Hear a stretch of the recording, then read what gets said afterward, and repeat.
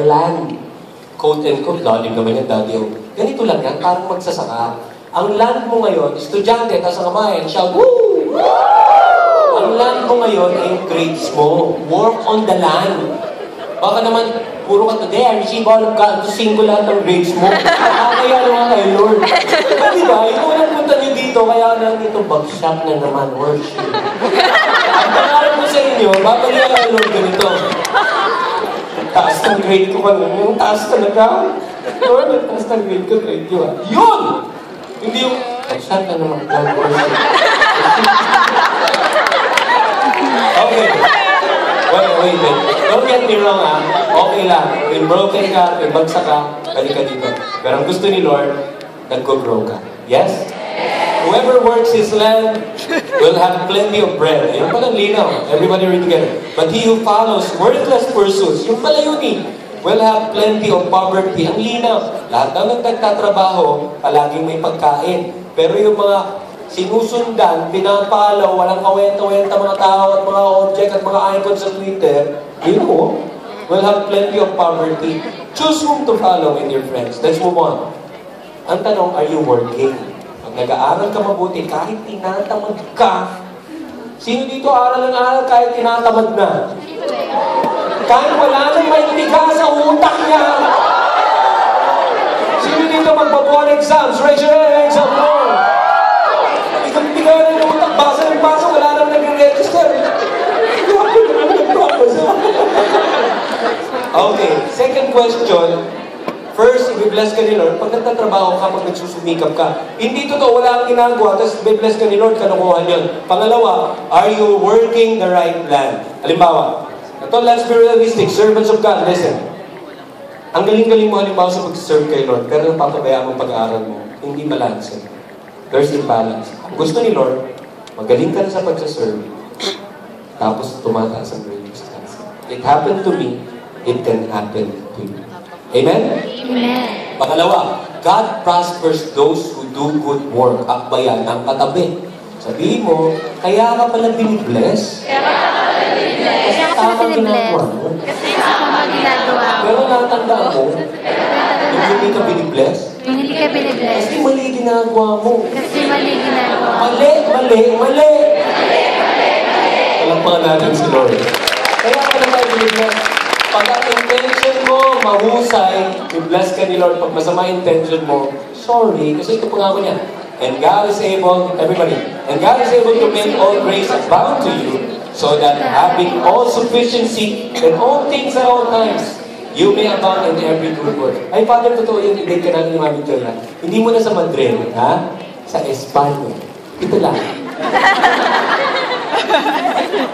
And then, sa Abrillas Coffee Shop. Sa bahay namin. We love you, Father. God, isa pa, God prospers you ito. Tandaan nyo ito, sin of strength is very important. Ang susi sa pag-bless ni Lord ay ito. Whether may paluwagan ka o namang kinikita mo bilang estudyante pa lang, or mangako ka pagka sumasahod ka na, tatrabaho ka na, ito ang secret. God prospers those who give their first fruit. Yung unang-unang sahod mo, bigay mo kay Lord. Huwag lahat, ha?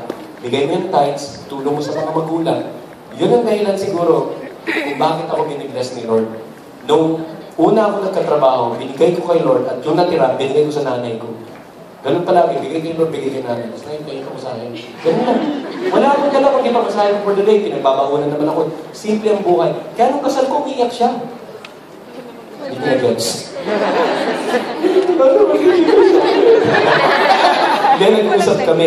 Kasi allergic si nanay ko sa work ng pari. Ano ka na yung magpapari mo? Gusto ko magpapa. Kaya nung sinama ko si Mami Joy sa bahay, sino? Ganun ba naman? Hindi ka talaga magpapari. Alright? Honor the Lord with your wealth and with the first fruit of all your produce. Then your barns will be filled with plenty. Oh my God. And your vats will be bursting with wine. Sino sa inyo gusto sumasabog sa pera yung bank account niyo? Ang klase. Okay, ito na ang ultimate abundance mentality. Do you want to see? Do you want to read? Let's see this. The ultimate abundance mentality, it's a joy to give to the people, to give to the Lord, and to love and serve His people. Bibigay ka sa Diyos, magbibigay ka ng Diyos sa mga tao. Woo! Abundance mentality. At pag naubos, darating ulit, everything I need comes to me. Please! Well, ito pa. I want to change the mindset. Huwag ka mag-focus sa mga taong hindi makabayad sa'yo. Mag-focus ka sa kaya ibigay ni Lord sa'yo.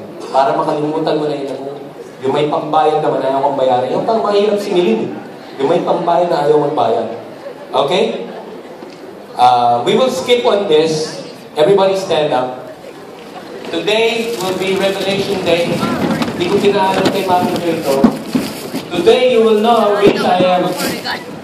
I will disclose all my wealth. Will that be okay to you? Yes. Sabihin nyo, naka-t-shirt lang ako. Tapos hindi naman ako authority sa tinuturo ko.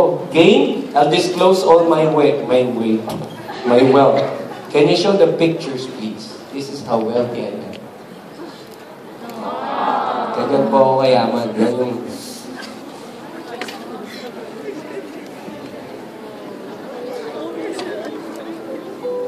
Yan yung dalawang taong dahil sa kanya, umiikot ang aking mundo. Sila dahilan bakit? Alam niyo ba, buhay ng isang misyonaryo at public speaker, alam niyo ba, kala niyo sikat-sikat, ganun? Maraming pagkakataon na naglalaro yung mga anak ko, naglalaro kami.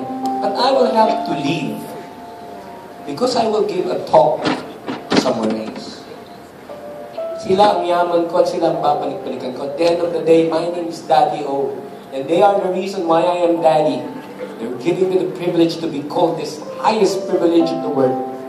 If you ask me who I am, I'm not a missionary nor a builder. Side stories ko na lang yung side roles. My number one definition in life, if you ask me, it's Daddy, it's family man. Can we see some more pictures? This is how wealthy I am. Next, please. Next picture. May picture pa doon. Wala na. Ayan, no? Isa sa mga pangarap na nung na naman within the year, I was able to bring them to Universal Studios. Let's see. Next. Inaalam ko yung mga kamag-anak ko. Next picture.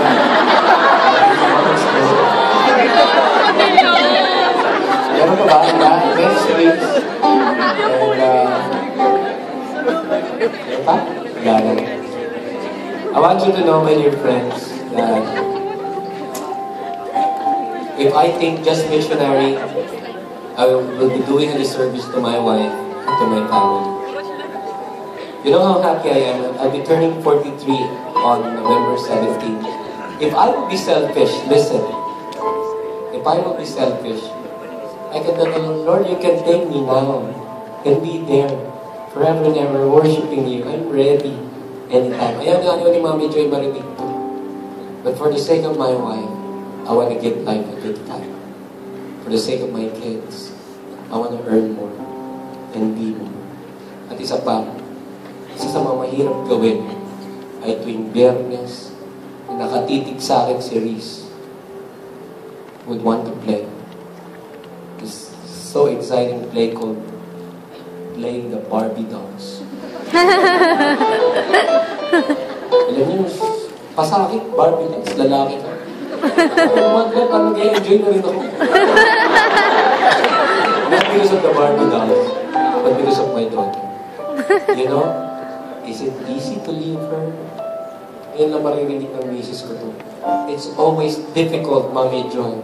It's always difficult for me to leave Ron and Miss. Just to come here. But, listen, Face Manila, you are worth the sacrifice. Everything. You're one of the best love. You are worth it. I thank you from the bottom of my heart. Thank you for making me look 20 at age